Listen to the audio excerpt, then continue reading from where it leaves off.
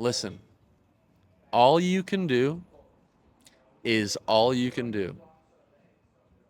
And that is enough. And I heard that as a young person trying to find a way to hit a ball hard, to not get out, like it's so hard. I heard that and it felt like a relief. It's true. What else are you going to do? You're going to do something you can't do? All you can do is all you can do, and that's enough. But that is not a soft comment because think about all you can do. You're going to be busy, son. It is a ton. Let me know when you're done.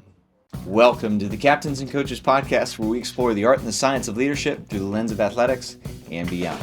I'm your host, Tex McQuilkin, and today we find ourselves in Venice, California, to transform how you think about leadership, process, and what it truly means to develop human potential. My guest is Logan Gelbrich, founder of Deuce Gym and host of the Hold the Standard podcast. Logan's journey from collegiate baseball captain at the University of San Diego to coaching coaches has given him unique insights into how authentic leadership emerges from the ground up, not the top down. We're exploring the revolutionary idea that true leadership isn't about authority or titles. It's about creating environments where people can take ownership of their growth, where process becomes more important than outcome, and where the pursuit of excellence transforms from individual achievement into a shared responsibility. Logan will break down how the lessons learned between the lines translates directly into building thriving businesses and communities. This isn't just about sports. It's about unlocking human potential through intentional, purposeful development. Now, let's take a swing with Logan, who helps us raise the game. Ready, and ready. Dalton. Deuce Gym. Yeah. In the back room where Strike Movement Shoes is Strike store. Strike Store. Okay. It's the only strike store in the world at the moment. We're in it. We are in it. All right. SoCal, baby. The weather couldn't get much better today. I mean, 80-ish. We pay for it, it's expensive to be this sunny with a breeze. There we go. Logan, it's been a while. Yeah, we just recorded It's been like minutes. I know. Since we've done this. But before we did your podcast, Yeah. where can people find that? holdthestandard.com. You can also find it at deucegym.com and anywhere podcasts are distributed, I guess. It's called the Hold the Standard podcast. Nice. Well, I want to dive into that standard. So Cool. You had an expectation when you were a collegiate baseball player at the University of San Diego. University of Yes, San sir. Diego. Yeah. And you met Dr. Kara Miller, who's just an inspirational force behind leadership in the business realm. And you had the opportunity to captain and lead your baseball team and then step into the professional ranks. So much growth, leadership, and now here you are, coaching coaches, leading a successful business on this beautiful street. What's the Lincoln street? Boulevard. Lincoln Boulevard. It's one of the busier. No one that drives on Lincoln likes Lincoln. It's a busy, the traffic, but it's a good street. You're not wrong. I was just catty-cornered across there next to the other auto repair shop. Yeah. In one of those vehicles with no driver. It's a Waymo. Waymo. And How'd you go? You all right? well, I made it. Yeah. It was basically Frogger, like we're going forward, going backwards. Right. 'Cause, this is just a busy street. There's no light. Oh, it was trying to cross the street. I wouldn't recommend that with or without a driver. That's a bad. Well, logic and machines.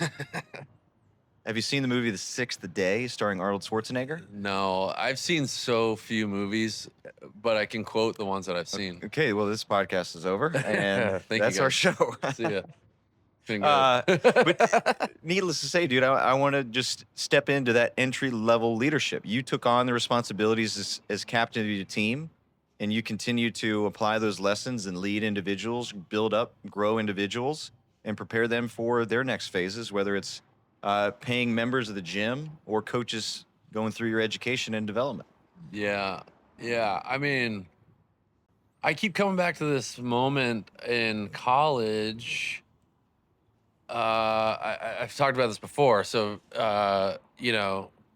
sorry for being repetitive, but first team meeting freshman year, it was almost like a dual out of body experience. So I'm sitting in the front row, young guy trying to make a team, trying to make earn a job.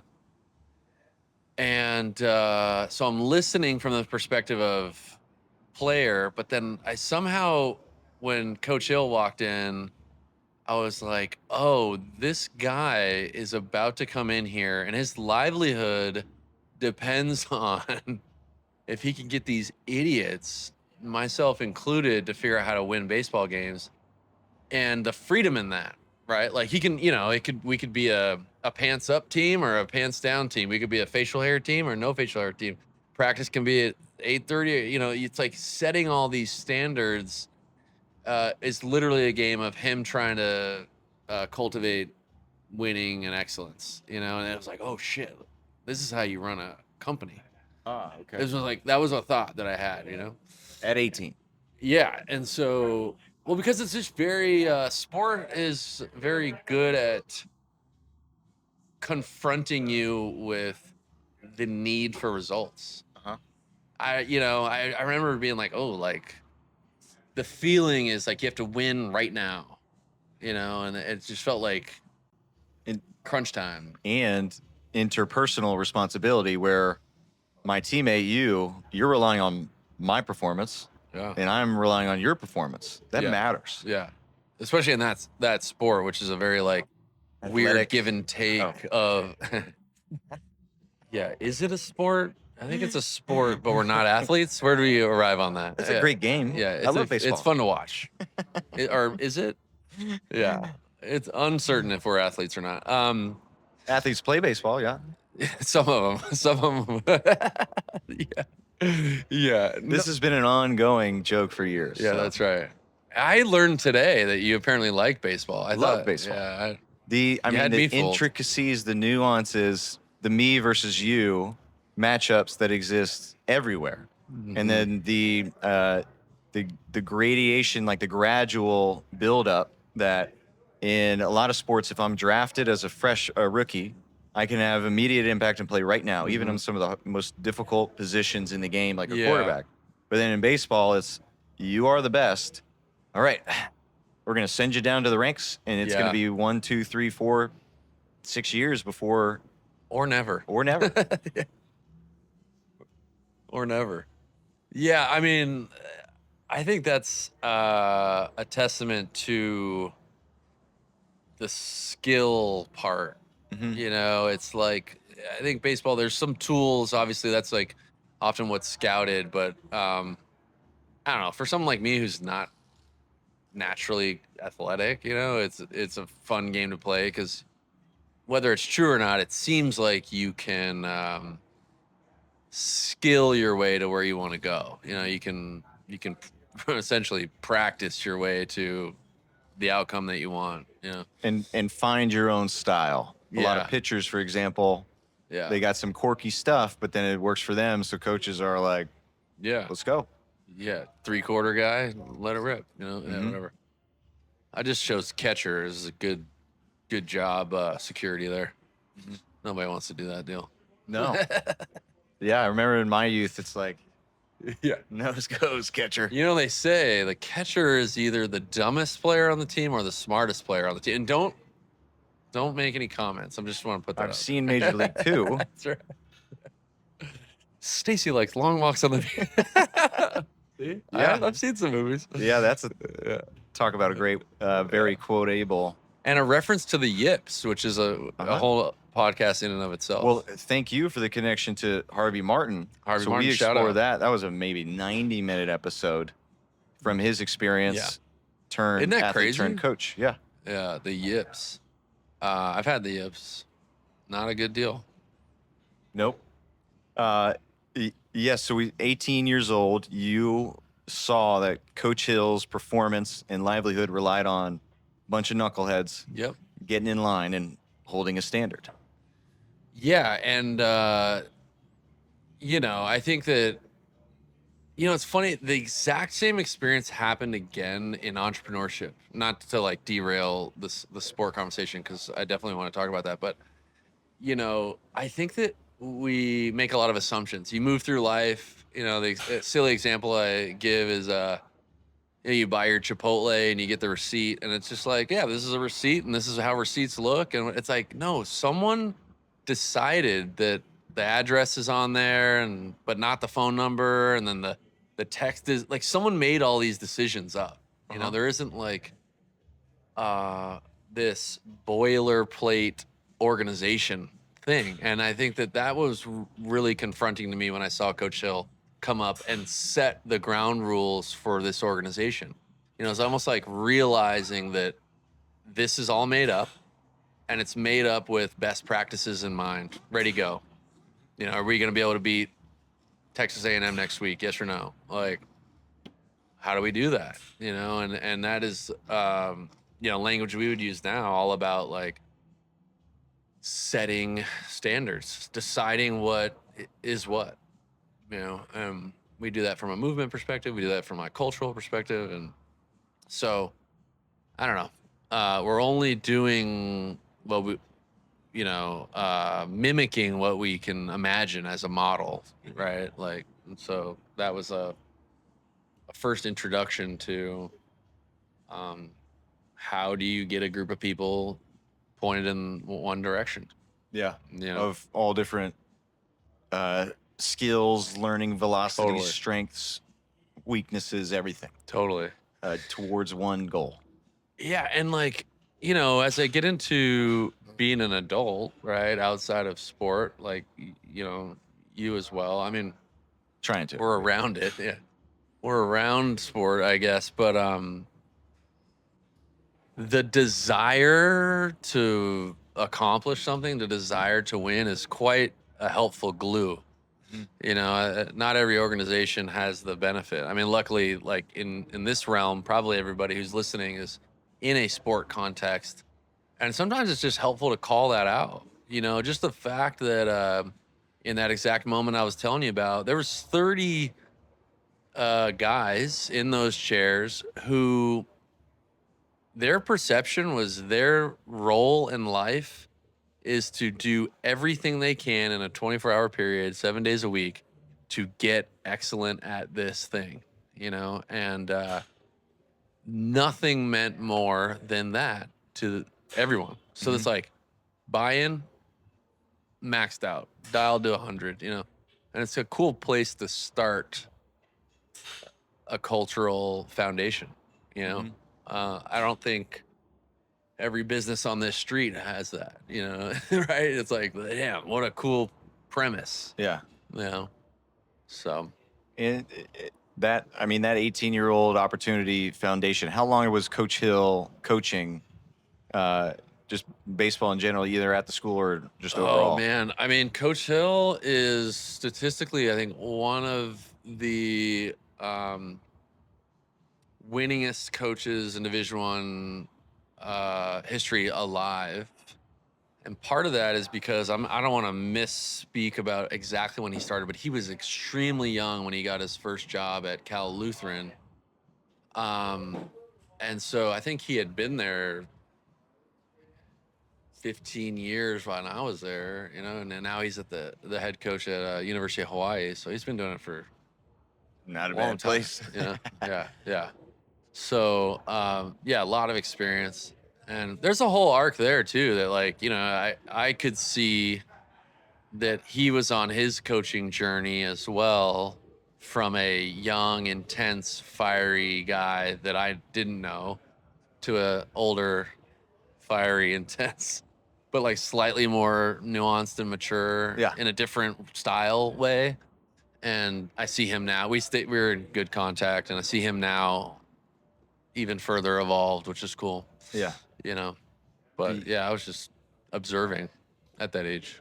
Yeah. And then you stepped into a captain role at some point. So how many years were you a captain? Let's see. Junior and senior year, I was put in a position with the position players to, like, be at the helm of the warm-ups and like have a an authority role. But a lot of the leadership there in that organization was for great reason and great outcome, very bottom up, Uh-huh. right? So not a lot of these roles of like captain or leader of the defense was a sort of like top down thing.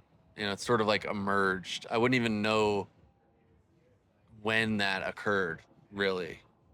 But there was an incredible culture shift while I was there at the University of San Diego, where young people decided to set new and higher standards because there wasn't emergent leadership from the older guys. Yeah. So sophomore, junior year, that was like the big shift where we kind of took over. Yeah. Why not us?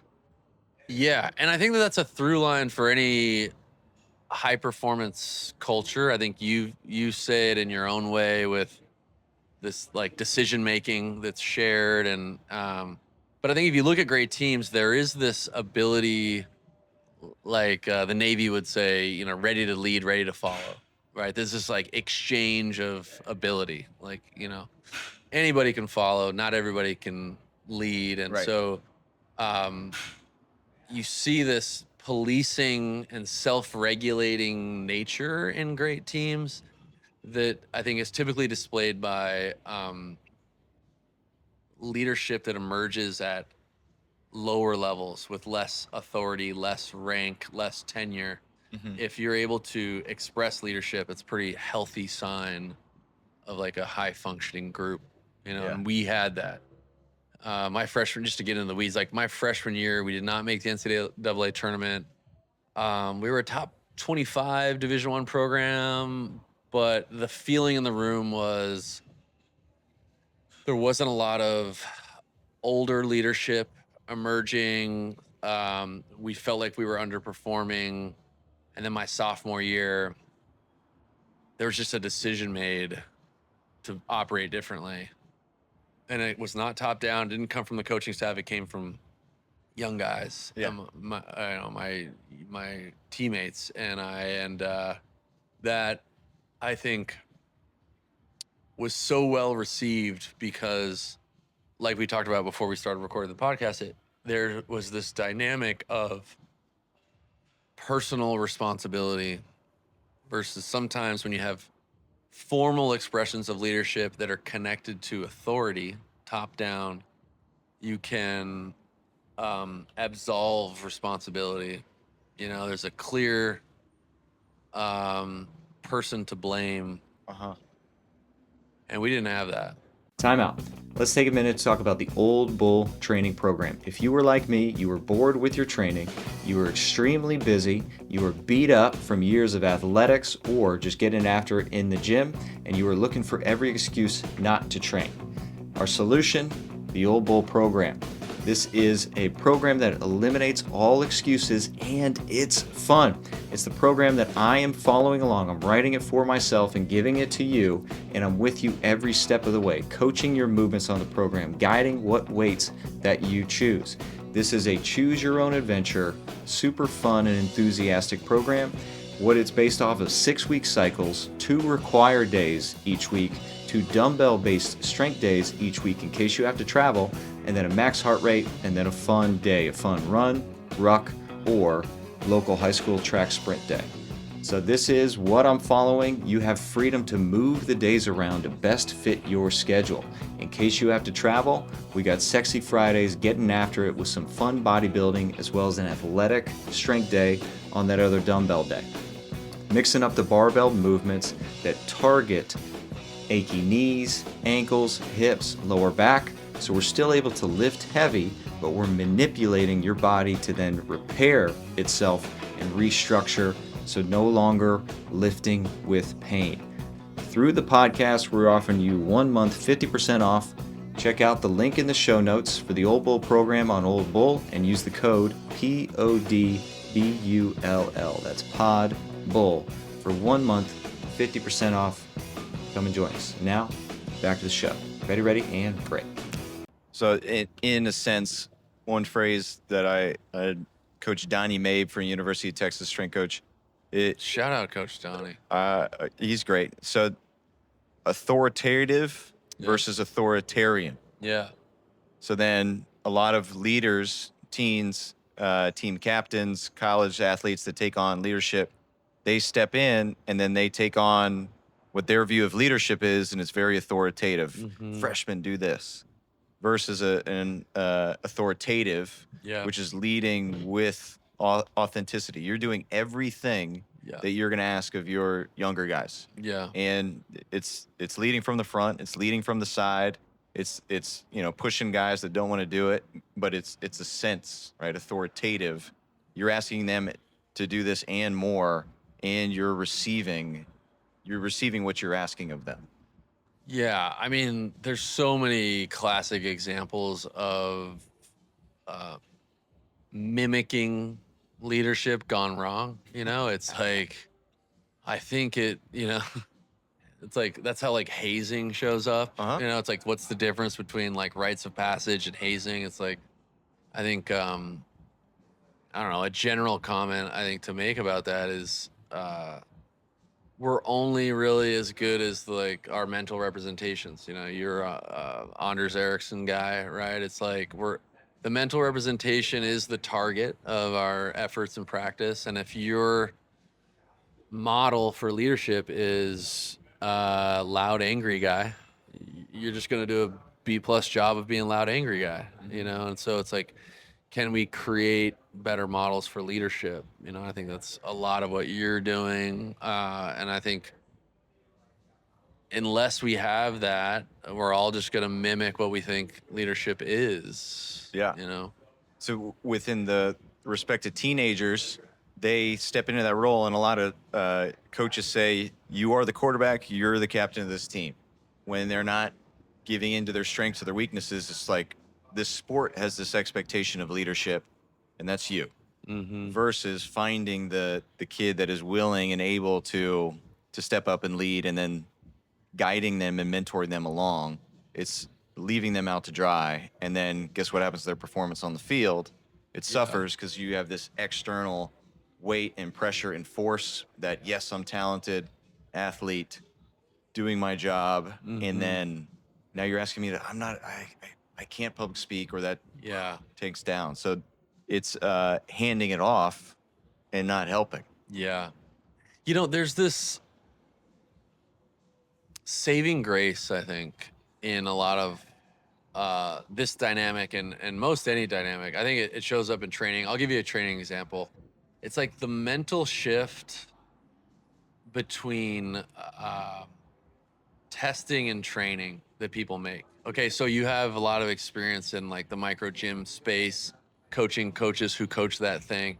And so those folks will recognize what I'm about to say. I know you'll recognize what I'm about to say. When the customer misperceives that what's supposed to happen in the gym over here is you're supposed to beat the whiteboard or beat the person next to you, right? And that's that absolute intensity conversation. It's like weight on the bar more than my neighbor means better, right? Whatever.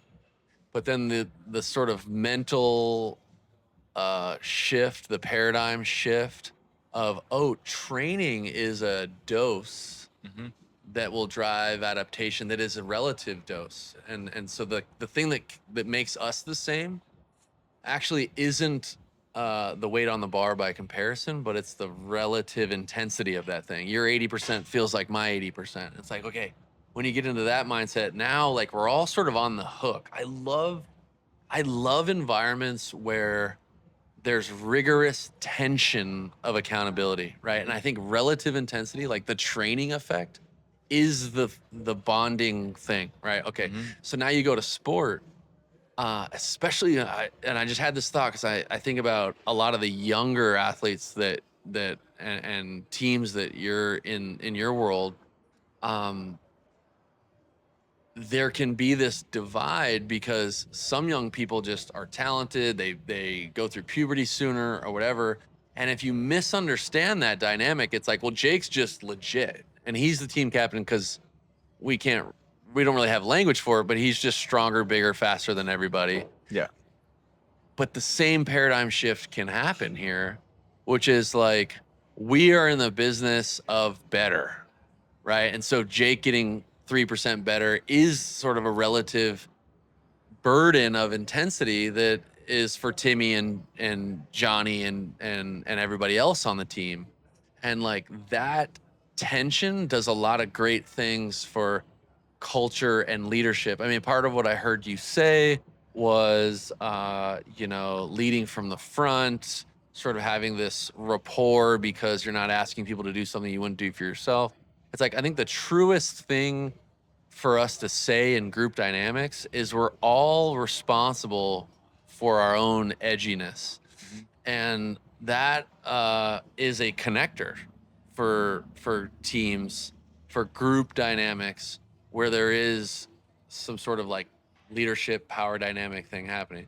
Because it all goes away if I'm in charge because I'm older than you, I'm in charge, or I'm captain of this team because my batting average is the highest.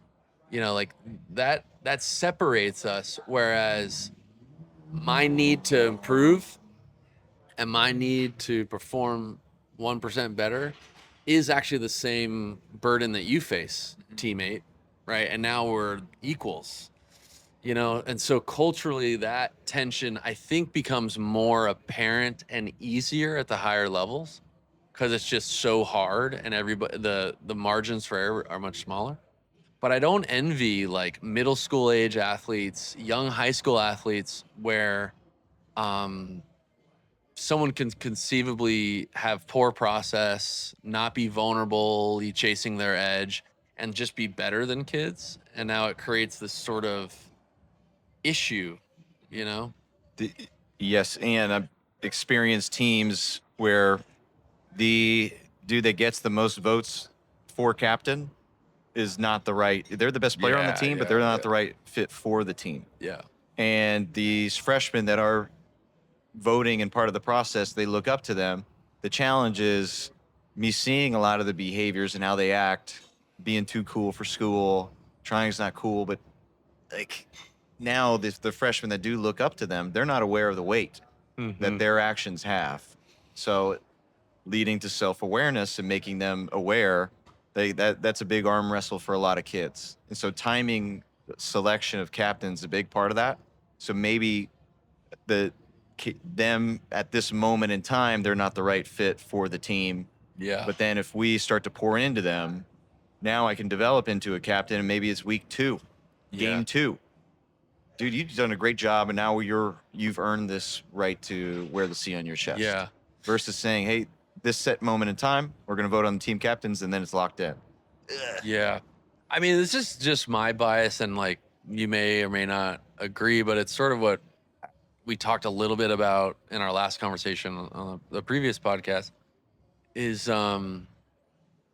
I really think that decisions like who is captain and what is excellence in this organization, defining standards, it has to have this process oriented bent to it, or you run into trouble, right? It's like you gotta choose that guy or gal to be captain because of their maniacal commitment to process things within their control, etc.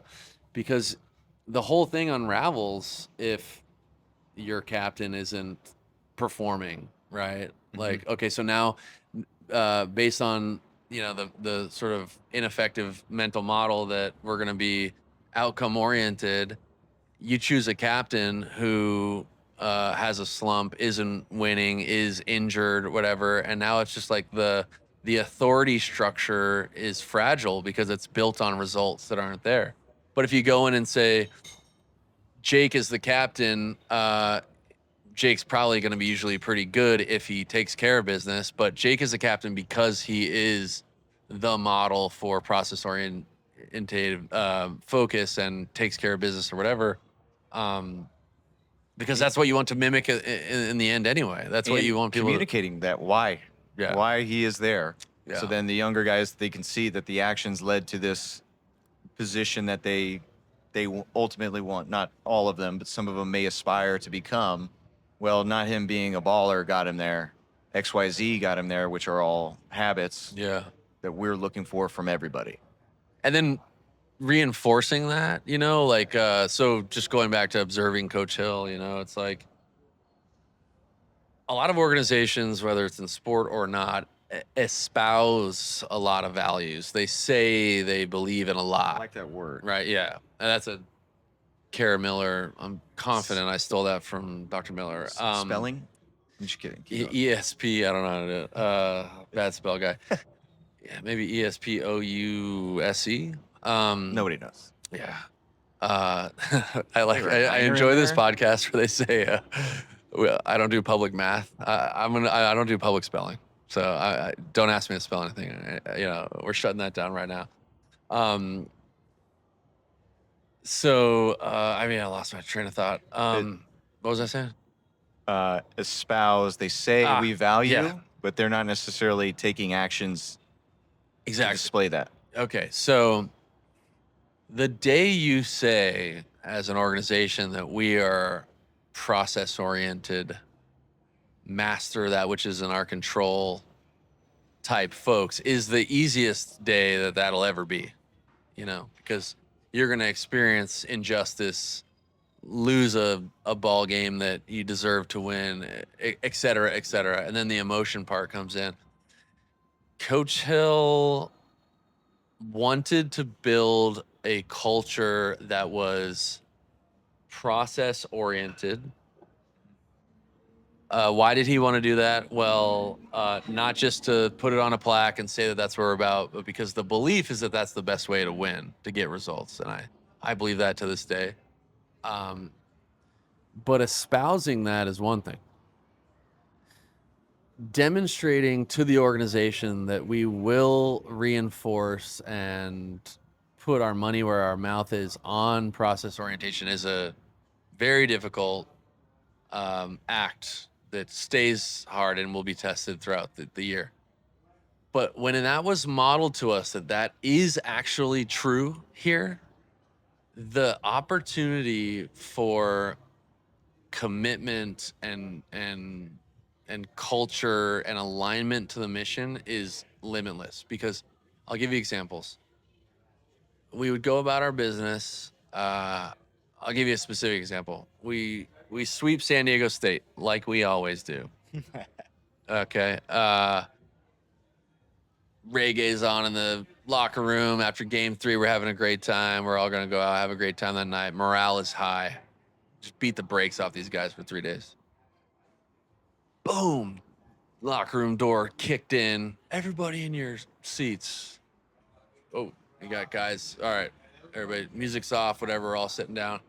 And it was, to this day, one of the most thorough, intense, direct, painful feedback interventions I've ever been a part of. Collective messaging, individual messaging, drilling guys from a place of respect. It was not a shameful thing in a negative way, but hardcore. Time out. Coach, are you banging your head against the wall trying to motivate athletes who seem mentally soft? You're yelling, they're shutting down. You're punishing, they're checking out. Sound familiar? Here's the thing, the game has changed, but most of the coaching education hasn't caught up yet. They're locked in on teaching programming and not people-ing. In my new course, Why They're Not Listening, Coaching Today's Athlete, you'll learn how to connect with your team and transform disconnected players into captains who perform under pressure. Stop fighting your athletes and start developing them. Go to listen.captainsandcoaches.com to enroll. That's listen.captainsandcoaches.com. Transform your coaching today. Now, back to the show. Ready, and break. It was another reminder that, the quote is that I share all the time is, we will not accept in victory that which we would not accept in defeat, right? This is going to be about process. So we can win like we just did in great dramatic fashion and miss signs, have a poor approach at the plate, run the bases poorly, and hell was going to be paid for our lack of attention to process, right? And then conversely, we could lose painful. I mean, games that you need to win them all, but like big whatever that means, big moment, big game, big series, and the meeting after the game is laundry is due at 8, be on the bus at 10:15, this, that, and the other thing, and just very much according to business, no reprimand, whatever, because we ran out our best approach. It was a process-oriented level of mastery that this organization will sign off on, and that's it, right? And so to see that like divorce of process and result be validated by the organization sort of reinforced and proved that that's actually what this organization values.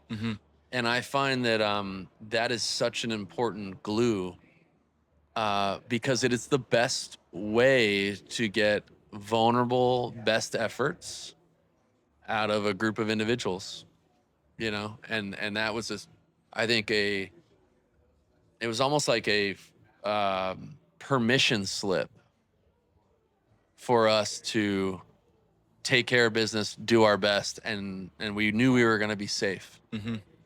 And culturally, that definitely outperforms the alternative. Yeah. You know, And all of those, I mean, that's the great representation of the space and environment that coach created. It allows you to then take risks, take big swings, Yeah. right? Pun intended. Yeah. And literally, figuratively, and literally. So he allowed for that and then lean into the process. The beauty of the process is there is room for creativity to happen and follow your instincts and then take risks, but then still fall back into your process. yeah, So imagine pitchers, they do it. They go through their routine, their setup. Batters do it, right? Nomar. yeah, yeah. So then that'd be an example of just tightening the gloves, or this is a process to get my mind right for this moment and focus. Did 100%. you make contact every single time? No. 100%. And you can also get the best hit of your freaking life, but then a dude makes an amazing play, or the scouting report puts your dude right there, and it's like, oh, that was easy. Oh, you're speaking my language, and I'm confident we've talked about this in the past, but it's just so important. That is a whole segment of the Hold the Standard Summit, which is talking about how to build organizations and practice something called adaptive leadership. But I make this reference to it's a baseball example just because that's my background. Right. But so at the University of San Diego, without speaking to the San Diego Padres, both organizations made internal organizational decisions that were the exact same. And both of those organizations are in the business of winning baseball games. And it was a commitment to what you just said. I mean, part of what makes baseball and any sport difficult is the variables outside of your control. Right? So the example you gave is you can hit a ball well and a guy make a great play and the result is negative. But everything else going into that was pretty good. To hit a 95-mile-an-hour baseball is like walking on water, and to hit it well, to be robbed by a great play is like a weird injustice, right? Yeah. Well, both of those organizations decided to put their money where their mouth is again and ante up on process orientation to the point where, the stat that goes into the newspaper is the batting average for a hitter, which is, it's not a great stat because of what the scenarios we just talked about. You can do a lot of things right, get out and be punished for that, right? I talk a lot about like the amateur, like the little league player can take a bad swing at a bad pitch and hit a 3,000 hopper in the hole and get a base hit and get to first base and feel pretty good, taking the gloves off, swagger, whatever. A big leaguer does that and he's like, fuck, he's like, damn, I got to be better. Right. Right. Little leaguer hits a missile in the gap. Guy makes a diving catch, crying, tears. That's an amateur perspective. Uh-huh. Big leaguer hits a ball well in the gap, diving catch. 30 millionaires will come to the top step of the dugout and pound that guy, dap that guy up. Why? Because it was great, masterful expression of what's in this guy's control. Great process, great swing, etc. So all that to say is University of San Diego baseball and the San Diego Padres internally created a secret stat called the quality at bat. Ooh, I didn't know this. Okay, yeah. So in our dugout, there's next to the big lineup card is a quality at bat chart where somebody's job was to denote the quality at bats of the day. San Diego Padres organization, same thing. An internal statistic to evaluate players was a quality at bat average, a new average. And so the criteria for a quality at bat are different than what goes in the newspaper. It's not just about getting hits, which is largely outside of your control. So some of the differences are, yes, of course, if you get a hit, quality at bat. If you hit a ball hard contact got you a quality at bat. So you could go 4 for 4 on hard contact, get no hits. In the newspaper, you're 0 for 4. In this organization, you're 4 for 4, right? And execution. So any of the mover runner, different scenario, baseball scenarios that specifically advance the team's needs, despite the result, you're rewarded for that. The Padres had an element that if you saw more than 5 pitches in any at bat, it could end with a strikeout, quality at bat. And that was their internal belief that we'd get into the bullpen more often and win more baseball games, right? Yeah. And so now this is a formalized expression of our commitment to process, is how I view that, right? And I think it's like such a beautiful acknowledgement in a high performance, air quotes, high consequence environment. Well, we can do anything we want in this organization, and we decided to be so hell-bent on process that this is how we're going to evaluate ourselves. And I just find that from a leadership perspective, it takes a lot of courage, but the upside in having a group of people aligned in that way is endless. So that was a massive takeaway that was modeled to me from Coach Hill. Yeah. That shows up every day around here, every day. And I mean, that is immediate feedback, because it's after that at bat, you're graded. So versus in your mind, and maybe an amateur approach is a strikeout or a line out or an out or a hit. There's simple factors is good or bad, win or loss. That's it in the mind. And now it's immediate feedback, and there's direction of, okay, next at bat, here's what I need you to do. Yeah. Immediate feedback, but more so than, and you said this so beautifully in our last conversation, that like sports don't teach us, right? It's like these other contexts, it's the leadership, it's the people. Sometimes the immediate feedback of sport isn't the right feedback. I lost again. Like, I don't know what to do with that. I just, right? Yeah. You can play perfect defense. Yeah. But then the dude just makes an amazing, miraculous play, or the ball bounces one way.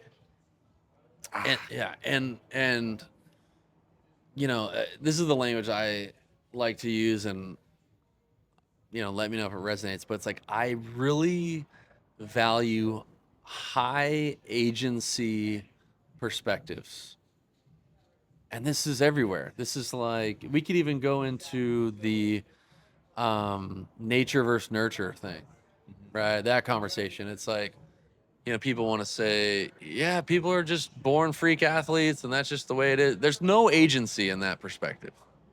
It might be true, but that perspective doesn't give any control or ownership or agency for me, because I wasn't born like LeBron James, right? But if you take on this like nurture approach where you actually can affect change, high agency, man, now I have my destiny in my hand, right? Okay, so now same thing. Look at leadership from a high agency approach. It's like, well, if you just can't lead because you're not the oldest person on the team, there's no agency in that.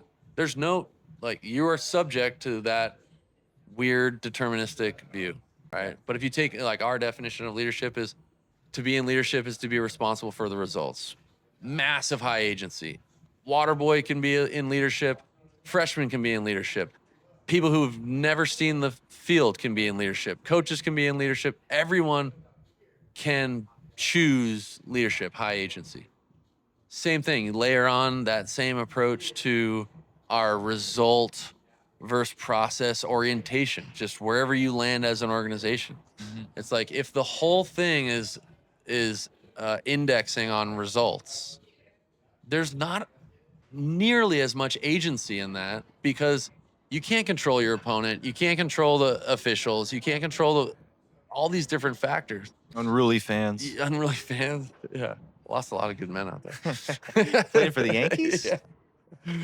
And like, however, if you, and this is just my obvious passionate bias, but if you index hard on the process thing, then it's just, I just give you your agency back. Tell me how much attention to detail did you have to your process? Did you miss a pitch?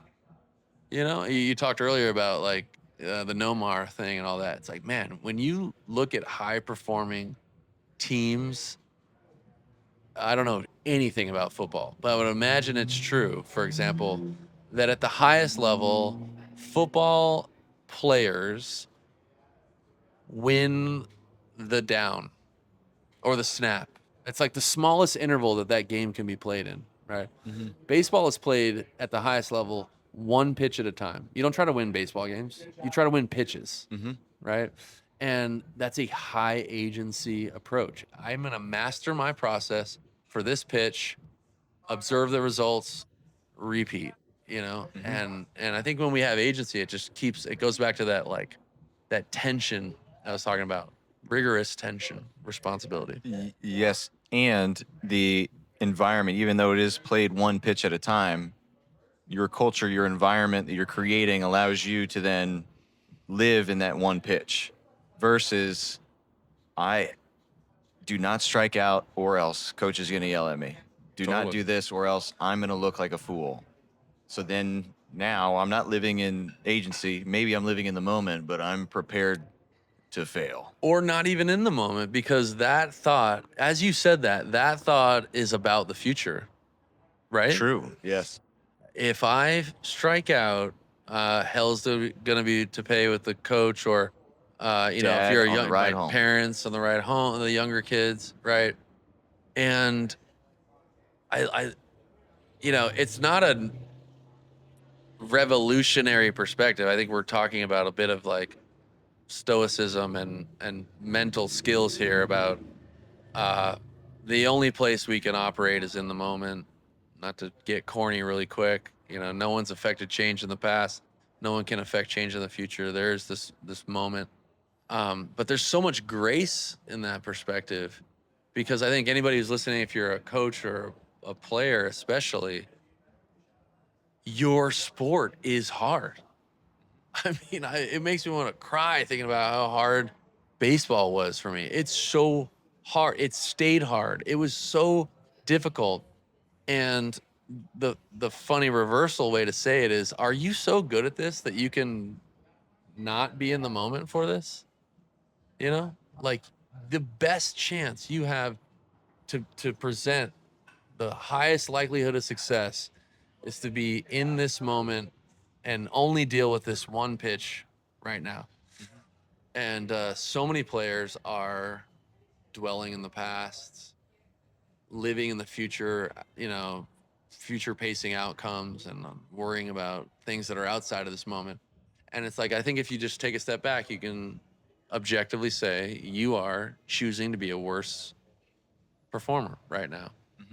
Can you afford that? I couldn't. You know, I wasn't good enough to do that, right? And so it's just going back to agency. Yeah. Where can I affect some control or change. Yeah, and I feel grace is a great word. So then in our last conversation, we talked a lot about acting in. Yeah. So the dudes that are just so in their own head, and when they mess up, they're taking it out on themselves. So having grace for yourself that you are showing up, you are putting in 4 years. Being a college athlete is not easy. No. So it's school and all that, all the sports and all the training and losing spring breaks and summers and what everyone else's college experience is. I wouldn't trade it for anything, and it was not it was Yeah. not easy. And grace, I wish I had more grace, because how I dealt with acting in was being a team captain, where like I'm gonna worry about Pat, I'm gonna worry about Colin, I'm gonna worry about Ben. So I didn't allow myself time to worry about myself, so then I Yeah. could not act in. Yeah. So while that worked successfully as a senior Coping, leader, almost, yeah. Strategy, yeah. I was set up to fail later in life. Mm-hmm. Not being a servant leader Yeah. is not always a good thing. Yeah. So still continuing the habit of trying to break it, but allowing more grace for the hard stuff. Yeah. So trying to recognize that within student athletes to then help them have compassion and then highlight a win for them. Yeah. So equality at bat is a beautiful example to where if they went 0 for 4, what was the quality? And then now it's constructive framing that so we can do XYZ better next time to then get a quality at bat. Yeah. Yeah. Yeah, So yeah. grace is a great use of the word. Yeah, and like it's funny talking about these high passion and endeavors, because I think the risk of talking about these topics, which I think are important and evolved, and I think there's something that maybe this conversation has to offer a lot of people. The risk is that it sounds like absolving responsibility for winning. It could be misconstrued as being soft. Yeah. Or something like that, right? Yeah, I deal with it all the time in a small town. Yes. Yeah, I know bet. exactly what you're Okay, talking yeah. So this is just soft, woo woo, whatever, right? And the beauty is actually in the paradox of it being both this process oriented, in the moment thing and dramatically critical about. that we find a way to win. I'll give you a quote that I remembered last couple weeks from my hitting coach in college, who this weekend he's the head coach at LSU now. They're going for a second national title. Jay Johnson, and he would say this to us, and I'll tell you my perspective of it. And then as I recalled it, I realized how powerful the other side of the same coin was. So here's a quote. He would tell us and tell me, he would say, listen, all you can do is all you can do. And that is enough. And I heard that as a young person trying to find a way to hit a ball hard, to not get out, like it's so hard. I heard that and it felt like a relief. I felt like a rub on the back, a pat on the back. Okay. And it was because it's true. What else are you going to do? You're going to do something you can't do? All you can do is all you can do, and that's enough. But that is not a soft comment. Because think about all you can do. Mm-hmm. You're going to be busy, son. It is a ton. Let me know when you're done taking care of all you can do. You're going to be busy, right? And it's like that paradox of both. That is performance in a little maxim, in a nutshell. And it is both a relief, acknowledging like how much is just not in your control, and so much responsibility uptake. It is so hard to manage and take care of and take ownership of all that is inside your control. Time out.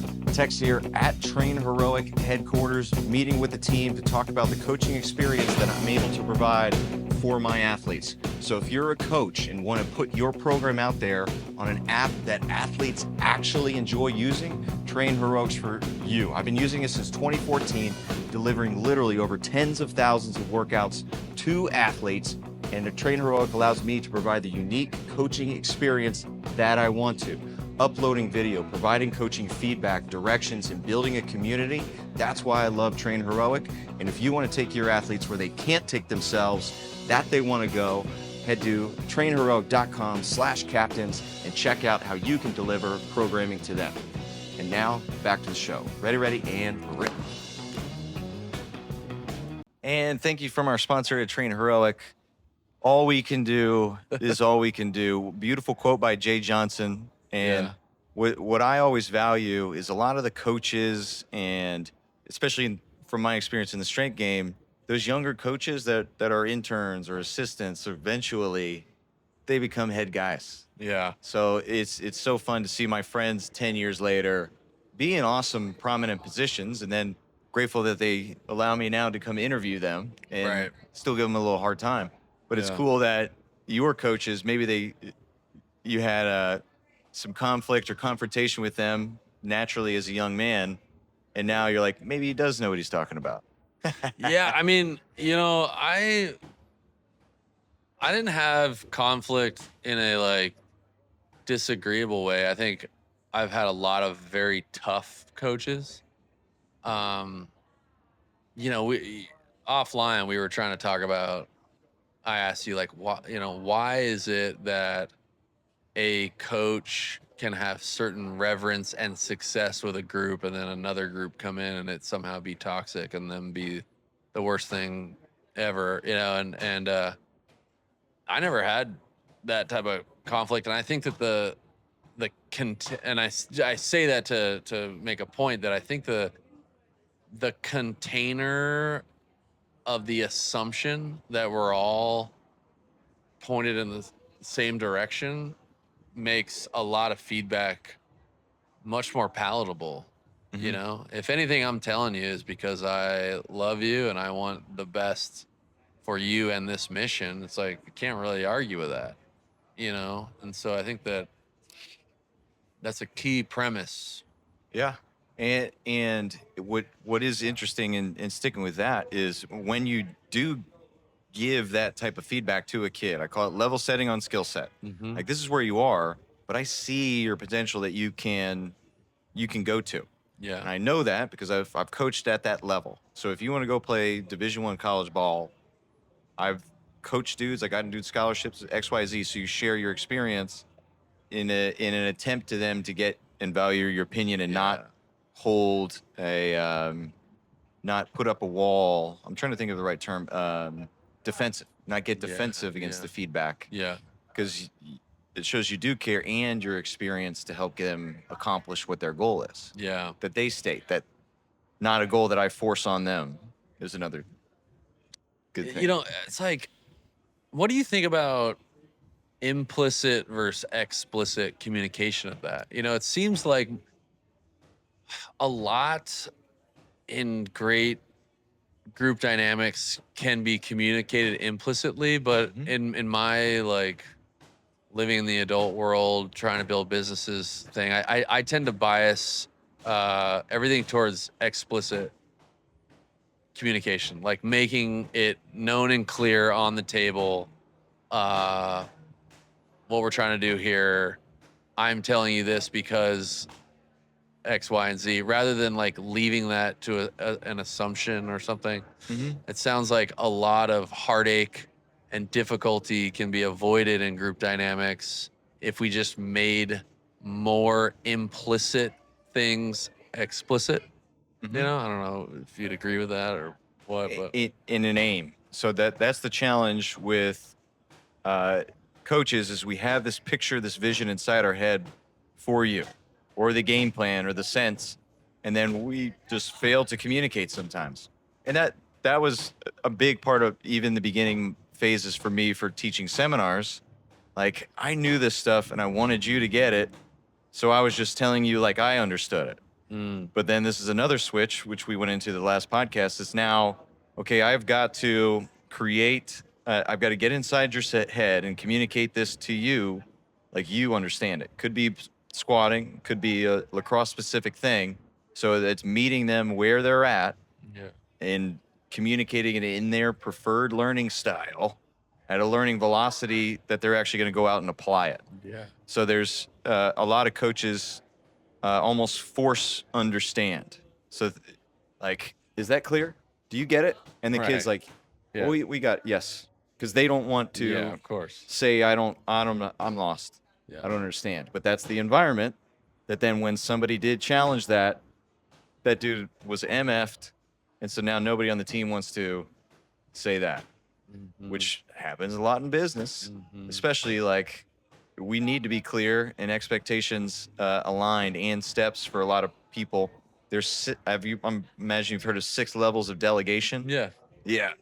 So like the bottom one is do it exactly as I say. So us as entering into entry level jobs, we do that. Yeah. And then earn through our experience different levels of delegation. So yes on the explicit, and then implicit, man, I see good on both sides of that, because I don't want to tell you exactly what to do, because then we take away a lot of agency, responsible decision making. I'm going to put you in the best position to succeed and then see what decision you make, but I can be there as a mentor to then, okay, let's walk back. Well, that's a high performance behavior, because I think there are low performance organizations where the ideal scenario is that you have people that just follow directions well. It would have been better if I just said follow directions good. But, I think part of the assumption of a high performing organization like an athletic team is that there's this endless skill development occurring to where you can share responsibility in a way that's like, I'll let you solve for X in the best way you know how. And that works because there's this higher level of expectation on development, training, etc. You know what I mean? Like, I think that's like a luxury of sport and high performance teams. And they're led to that moment. It's not just assumed by the leader that you're going to make the right decision and then MF you when you don't. Yeah. Proper depth of challenge, next horrible step. Yeah, all these different. Yeah. Within your sphere of influence, the opportunity that you have for coaches to improve upon their communication, their tools, their leadership, where do we get that online? Yeah, so deucegym.com/university has like all of our educational resources. I think it's worth mentioning that anything that is on there was developed internally for our own selfish desires to be excellent. We have a very specific process for coaches development, and it doubles as our ongoing development and a rite of passage to being in leadership here. So we hire people on the back end of a long, annoying, difficult, rigorous process. And then because that was built for us internally, we've thanks to technology, we're able to turn it around and make it available to the public. There's also a course on business principles in a non-fitness specific way. That's Business Prep 101. And I teach a seminar called the Hold the Standard Summit, like I said, about adaptive leadership and building developmental organizations. That's all online as well. Yeah. Sweet. Yeah. Well, I value your opinions, Oh, thanks. how you think, and then it always leads to amazing conversations and just give you a hard time about baseball and those small calves. Yeah, the banter, baby. That's right. All about Yeah, the well, banter. us non-athletes gotta coach strength and conditioning We can to reframe make a that. career. Highly skilled individuals. That's right. Exactly. We're public speakers now, dude. We are. It just so happens to be about Yeah, that's right. athletes. Cats. Yeah, Real athletes, though. exactly. Yeah, dude. So yeah, I've appreciated the friendship over the years, man. Our friends, the Garretts, came to town. Where did they say? When did we first connect? 2013, 14 I think so. Yeah, that would make sense. 13 games. Yeah. Yeah, the old specialty Vert jump seminars. test, whatever. Man. And then what is hilarious, and I mean, I gotta link this up or at least show highlights of Luke and I's competition. Oh yeah, It's like a game of horse with Yeah. awkward, Yeah. interesting athletic feats. Yeah, it's horse, but we spell deuce, and it's just gym trickery, basically. I think. What do you guys have? You had like a calf raise, 1RM one calf raise. RM. There was Egg, handstand push-up egg eating contest. yeah, Lots of eggs. Egg a lot toss. of eggs. Yeah, that was good. The referee jersey, I still got it, so we can get your boy out here. Yeah. Oh, Episode man. 2. Round 2. Dude, that was 9 years ago. Yeah, dude. If you want to see a young, jacked, tan Luke and Tex, check that out. That was glory days, man. We got to bring it back, get the band back together. And Cali, where we at? Seattle. Specifically. Yes. Yeah. Oh, never leave. Man, just great vibes. Yeah. The old We gotta traveling fire up seminar some old team. photos too. Why not? Yeah. Well, dude, I appreciate you. I'm looking forward to teaching tomorrow. Yeah, thanks for being sharing some fun experiences with the team, teaching them different perspectives of movement, Yeah. especially with the population and athletes that you got at Deuce Gym Yeah. on Lincoln here. Cool. Boulevard. That's Lincoln right. Boulevard. Sweet. Well, Thank you. for tuning in. Thanks, you dude. Appreciate you. for tuning in. And scene. All right.